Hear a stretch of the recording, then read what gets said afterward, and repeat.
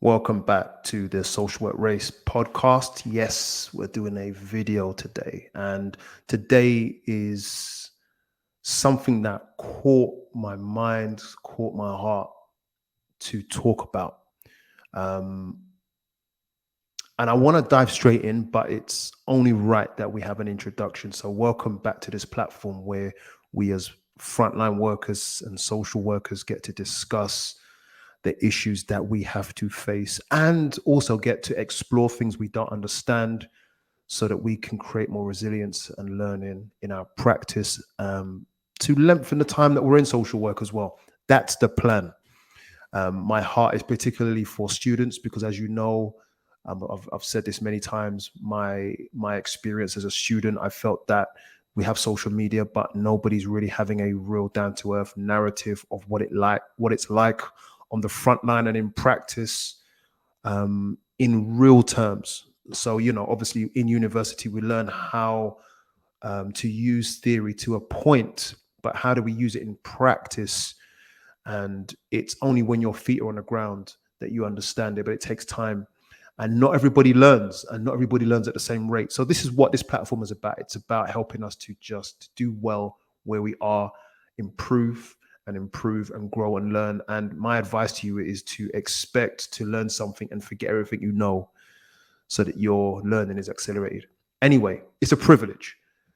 Today, I wanted to look at something that is really close to my heart. It's a video that I was browsing on TikTok, and I tell you, it kind of broke me in a way because it brought back feelings that I've had when I've had similar treatment in the past, or I've seen in other people as well. And I've seen in my practice, whether it's a social worker, youth justice practitioner, or whatever I've done, I've seen, or just being a member of the public, I've seen this in real life. And so I think I might just call this topic How Not to Discriminate.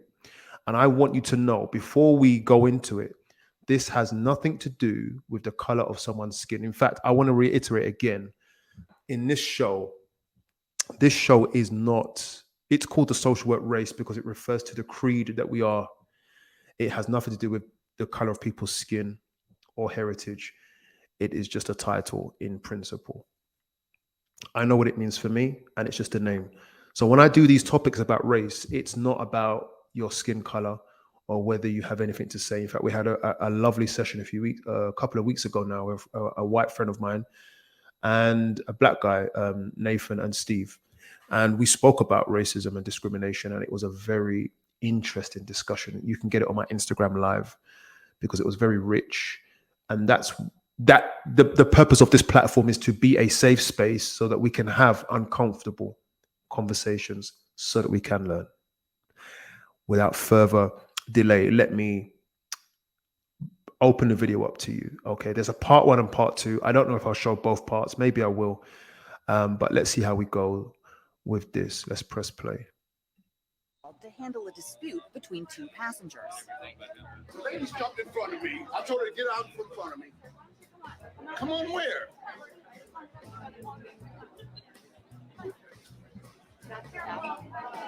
I told him that I stepped in front of him. There. I don't appreciate this at all. Excuse me, I'm not invisible. I paid the same ticket she paid. She will just jump in front of me and act like I don't exist. Let me get this off my chest. I'm not invisible. She jumped in front of me. I asked her that was very rude. I don't appreciate it. So then she turned around and started cussing me out. Okay? I didn't do nothing. So then she turned around and cussed me out some more. I said, I think you need to go somewhere else.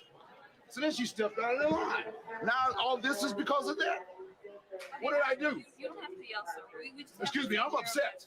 Okay. Well, that lady over there is trying us while we have witnesses. I don't understand this. Excuse me. You didn't call her over here and interrogate her? Okay, she was very upset. About what? Okay, About getting in front of me and cussing me out? Sir. All right, I'm sorry. I'm insulted, and I need the apology somewhere around here. I'm a paying customer, ain't I? Where are you trying to go to? Las Vegas, home. you're on this. Let me see the next flight. Why do I have to have a next flight? I can't let you board on this flight. Why? Because right now, a lot of people are intimidated and are frightened of him. What The way- people way are he's intimidated shouting. and frightened? Okay, I'm not going to go into names or anything. This is ridiculous. If they no, let me just say one. Let me say one thing. If he does not fly, that woman better not be on the plane either. It's as simple as that. Lady cussed me out, jumped in front of me. I asked her not to do it. She got out of the way. Now I can't fly home. He's upset because he's a little louder than this one. But this woman went off. Oh, hell no. Angel's been called. Oh, are you getting this? So this is the situation, right? This man is obviously on a flight. A woman pushes in front of him. They getting into an altercation, and he's right to be upset. If you're waiting in an airport queue, you have the right to get upset if someone tries to push in front. But he said, and you can tell the woman's guilty. For those of you who are listening, you can't see it, but you can hear it. The woman is guilty because she says to him just before he's called over, I told them that I pushed in front of you, right? So obviously injustice has already been established. And what was interesting about this is that, how can I put this? I know what that feels like. I know what it feels like to have a great sense of injustice, but I have never been that, well, it's not often, very rare that I've been that expressive to let it out, because when that injustice, that sense of injustice doesn't come out, where does it go? Because it's there. Do you know what I mean? And he has not been supported in that injustice. He is actually being criminalized by that injustice. He has not been supported in that. And he's made the case clear. The woman has made the case clear, but they've picked him out. Now, this is where it gets deep. They've picked him out for his aggression, right? And listen, let's go into it right now. So I don't think we fully understand when it comes to PCF6, professional capability framework number 6. Okay, when it comes to critical reflection, all right, and how much we need to ask ourselves questions as individuals in our own space and with others, what this means.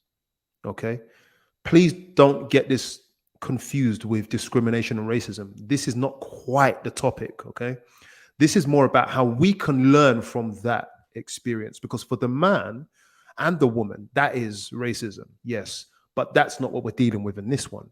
In this episode, we're looking at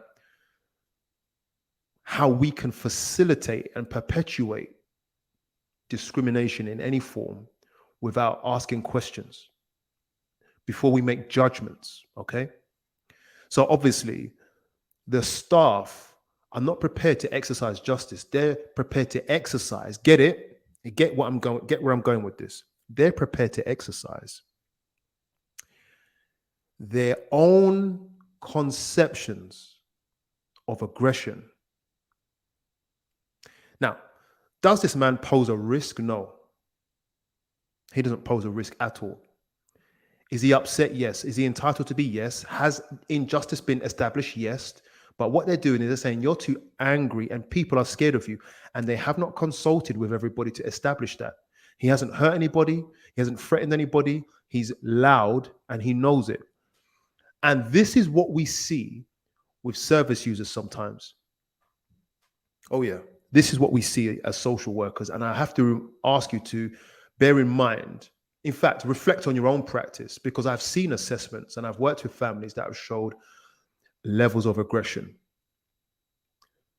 And it's so important to let that aggression come out so that they themselves can, when that steam has come out, they can then be in a better position to reason. But what I think happens sometimes is that, and I've seen this with my own eyes, is that assessments are written with bias, okay? Whether it be bias unawares or ignorant levels of bias. I'm using these words instead of the classic words, the classic terms, because we use the term unconscious bias. But I would like to call this ignorant because the person doesn't really want to address what he's saying, all right?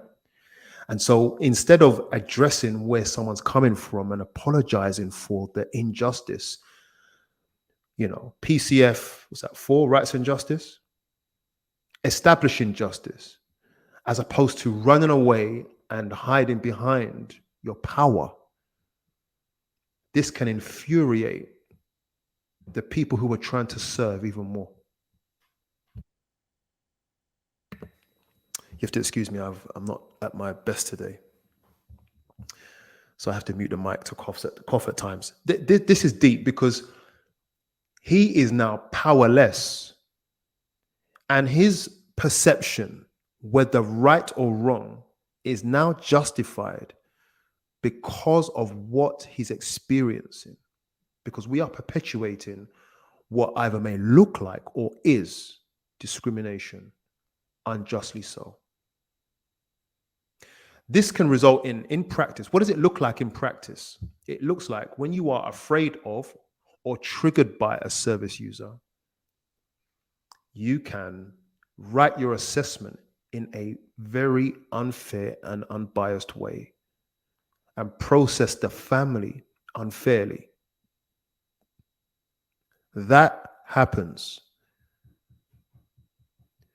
And, unless you are literally unsafe, my advice to you would be to face the service user and let them see that you are hearing what they're saying and apologize for their experience.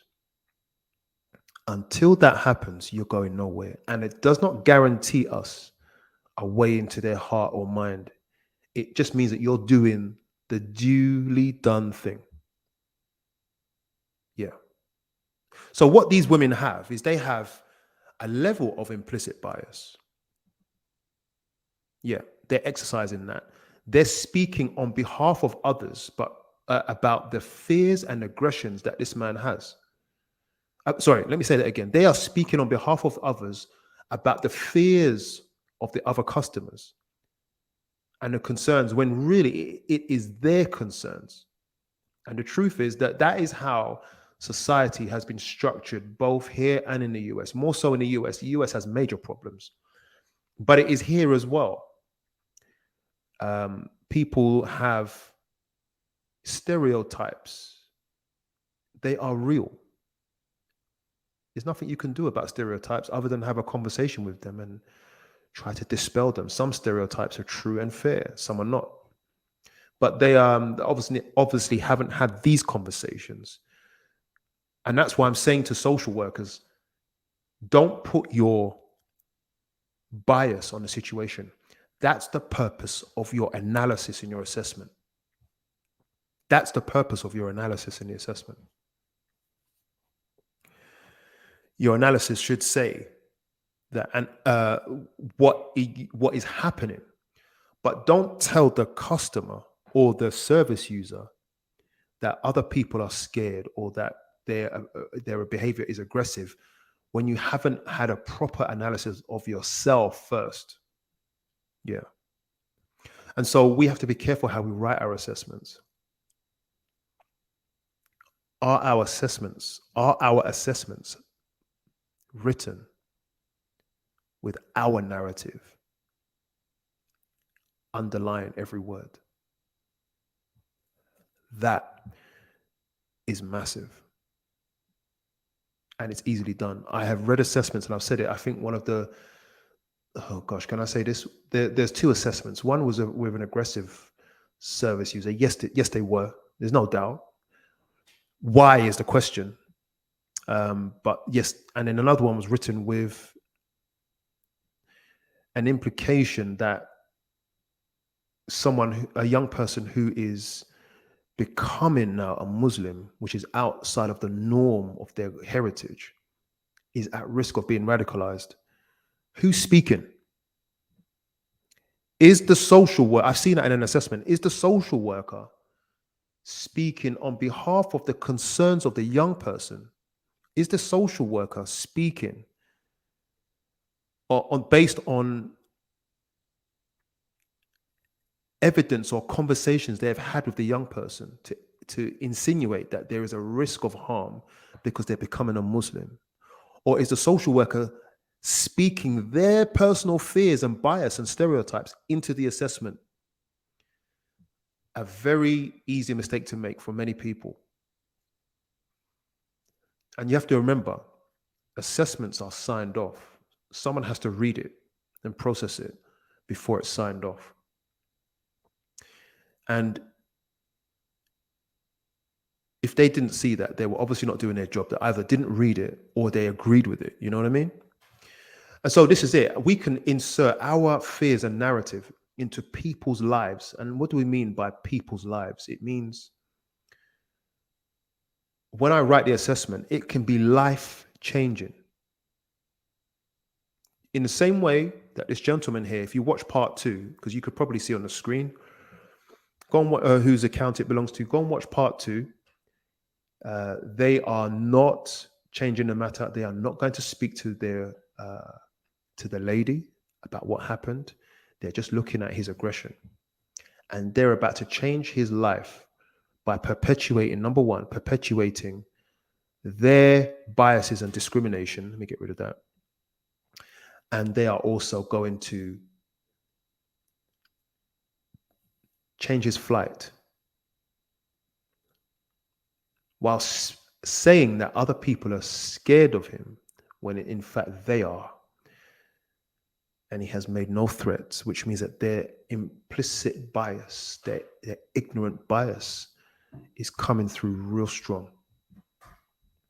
So it aggravated me because I've seen it. I've seen it in the profession. I've seen it as a youth justice worker. I've seen it as a member of the public, and I've seen it against me. I don't want a pat on the back, and I don't want anyone's sympathy. I just want to say this exists. Be careful how you write. Let me encourage you, okay? Confront your fears as a social worker. If you want to develop a good level of resilience, then there are people, excuse me, there are people that we will have on our caseload that will be a trigger. Everybody's got one. Believe me. I said this on a live the other night. Everybody can be triggered and will be triggered if you practice long enough in social work. But not everyone wants to face their triggers, okay? And I say everyone, I mean professionals, social workers. We can write assessments and write them out of the equation by either closing down the case and not addressing things because we don't want to work with them, or we can write an untruth that will divert them down a path that is not good for them because we are afraid or because we have stereotypes that we don't want to confront. That's the point of PCF 6. That's the point of PCF 6, is to stop us from destroying people's lives with our misconceptions as professionals. So PCF 6 and PCF 4, rights and justice, will, I'm surprised I know this off the top of my head actually, they walk hand in hand at times, especially when we are triggered. Yeah. That's all I have for you today. I hope this helps. And, you know, if there's a topic you want me to address in a podcast, let me know. You can contact me on thesocialworkrace@gmail.com, or you can go onto my LinkedIn, my Patreon. Yep. And I've got a link that takes you to all of my social media, my TikTok, my Instagram, and I'm working on YouTube. Help me out, guys. Yeah. Thank you so much, and hope this helps, and I'll see you again.